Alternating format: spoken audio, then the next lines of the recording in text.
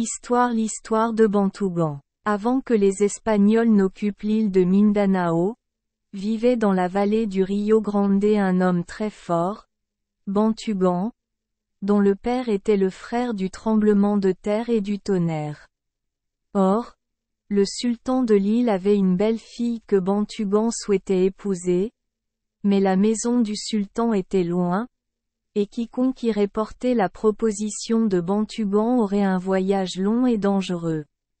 Tous les chefs se sont consultés pour savoir qui devait être envoyé, et finalement il a été décidé que le propre fils de Bantougan, Balatama, était celui qui devait partir. Balatama était jeune mais il était fort et courageux, et quand les armes de son père lui furent données pour le long voyage, son cœur se gonfla de fierté. Cependant, plus d'une fois en chemin, son courage fut mis à l'épreuve, et seule la pensée de son courageux père lui donna la force d'avancer. Un jour, il arriva devant une clôture en bois qui entourait une pierre en forme d'homme, et comme elle se trouvait directement sur son chemin, il sortit son couteau de combat pour abattre la clôture. Immédiatement, l'air devint aussi noir que la nuit et des pierres pleuvèrent aussi grosses que des maisons. Cela fit pleurer Balatama, mais il se protégea avec le bouclier de son père et pria, appelant les vents de la patrie jusqu'à ce qu'ils reviennent et purifient à nouveau l'air. Sur ce, Balatama rencontra un grand serpent sur la route, et il s'enquit de sa mission. Lorsqu'on lui a dit, le serpent a répondu: « Vous ne pouvez pas continuer, car je suis le gardien de cette route et personne ne peut passer. » L'animal tenta de s'emparer de lui, mais d'un coup de couteau de combat, le garçon coupa le serpent en 2 morceaux, dont il jeta l'un dans la mer et l'autre dans les montagnes. Après plusieurs jours, le garçon fatigué arriva devant un haut rocher sur la route, qui brillait au soleil. Du haut, il pouvait contempler la ville vers laquelle il se dirigeait. C'était un endroit splendide avec 10 ports. Une maison en cristal et une autre en or pur se distinguaient des autres maisons. Encouragé par ce spectacle, il continua son chemin, mais bien que la distance lui parût courte, il lui fallut un certain temps avant d'arriver enfin à la porte de la ville. Cependant, peu de temps après, Balatama fit connaître sa mission au sultan, et ce monarque, se tournant vers ses courtisans, dit: « Vous, mes amis, décidez si je donnerai ou non la main de ma fille à Bantougan mariée. » Les courtisans secouèrent lentement la tête et commencèrent à émettre des objections.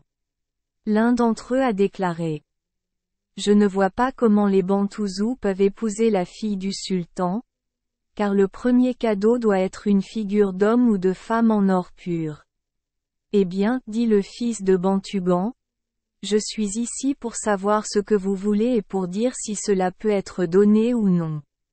Alors un deuxième homme parla: vous devez donner une grande cour avec un sol en or, qui doit avoir 3 pieds d'épaisseur. Tout cela peut être donné, répondit le garçon.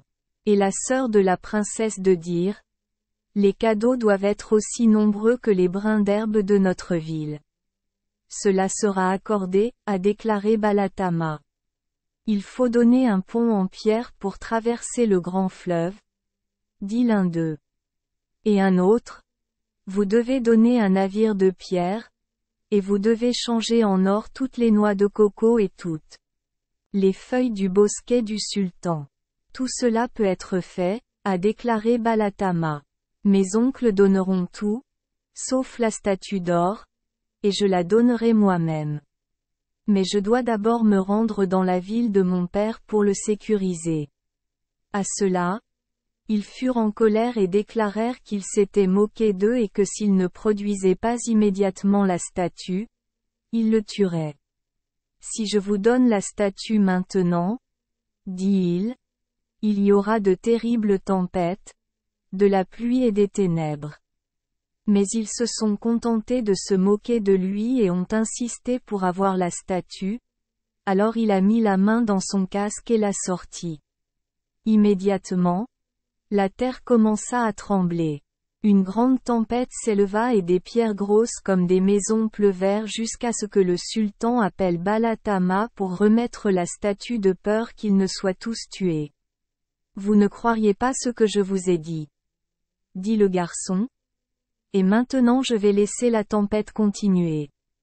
Mais le sultan le supplia et promit que Bantughan pourrait épouser sa fille sans autre cadeau que la statue d'or.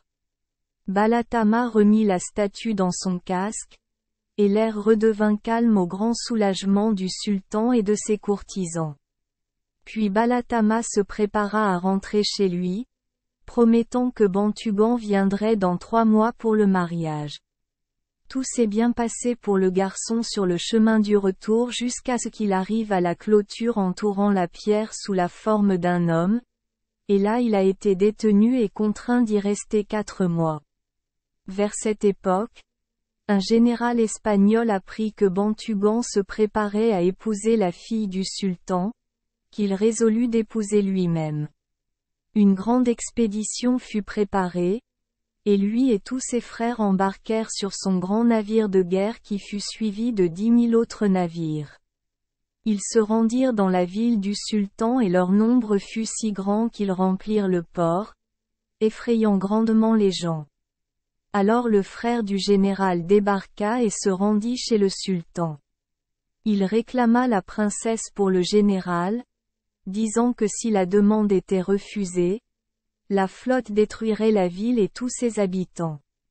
Le sultan et ses courtisans furent si effrayés qu'ils décidèrent de confier sa fille au général, la prochaine pleine lune étant la date fixée pour le mariage. Pendant ce temps, Bantughan préparait tout pour le mariage qu'il espérait avoir lieu à l'heure fixée. Mais comme les jours passaient et que Balatama ne revenait pas, ils s'alarmèrent, craignant qu'il ne soit mort. Au bout de 3 mois, Bantughan prépara une grande expédition pour partir à la recherche de son fils, et le grand navire de guerre fut décoré de drapeaux d'or. Alors qu'ils arrivèrent en vue de la ville du sultan, ils aperçurent la flotte espagnole dans le port, et l'un de ses frères conseilla à Bantughan de ne pas entrer jusqu'au départ des Espagnols. Ils amenèrent alors leur navire à l'ancre. Mais tous étaient déçus de ne pas pouvoir aller plus loin, et l'un d'eux a dit : « Pourquoi ne continuons-nous pas ? Même si les brins d'herbe se transforment en espagnols, nous n'avons pas à craindre. » Un autre a déclaré : « Pourquoi avons-nous peur ? Même si les boulets tombent comme de la pluie, nous pouvons toujours nous battre. » Finalement, certains voulurent rentrer chez eux et Bantughan dit : « Non. Cherchons mon fils. Même s'il nous faut entrer dans le port où se trouvent les Espagnols, continuons nos recherches. » Ainsi, sur son ordre, les ancres furent levées et ils naviguèrent vers le port où se trouvait la flotte espagnole. Or, à ce moment précis, le général espagnol et son frère étaient avec le sultan, avec l'intention de rendre visite à la princesse.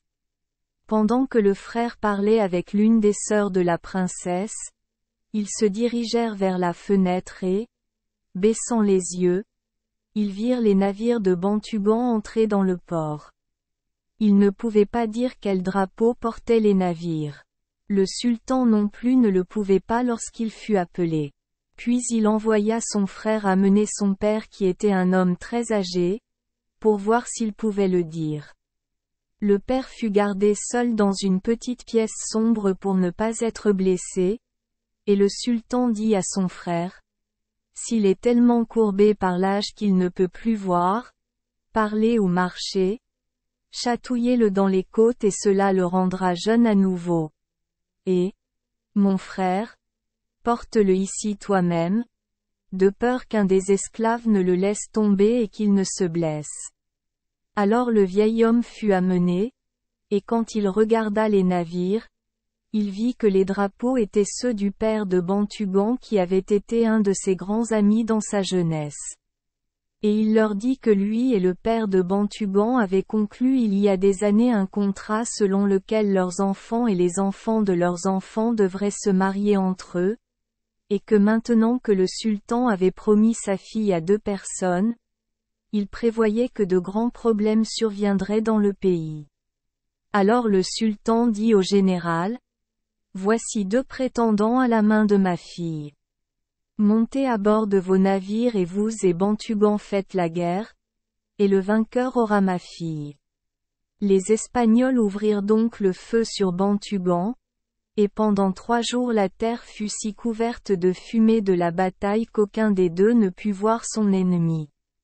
Alors le général espagnol dit, « Je ne vois Bantugan ni la flotte nulle part, alors allons réclamer la princesse. » Mais le sultan a déclaré, « Nous devons attendre que la fumée monte pour être sûr que Bantugan ait disparu. » Lorsque la fumée s'est élevée, les navires de Bantugan étaient apparemment indemnes et le sultan a déclaré, « Bantugan a sûrement gagné, car sa flotte n'est pas blessée tandis que la vôtre est gravement endommagée. » « Tu as perdu. » « Non, dit le général, nous nous battrons sur la terre ferme. » Alors ils débarquèrent tous 2 leurs troupes et leurs canons, et un grand combat eut lieu, et bientôt le sol fut couvert de cadavres.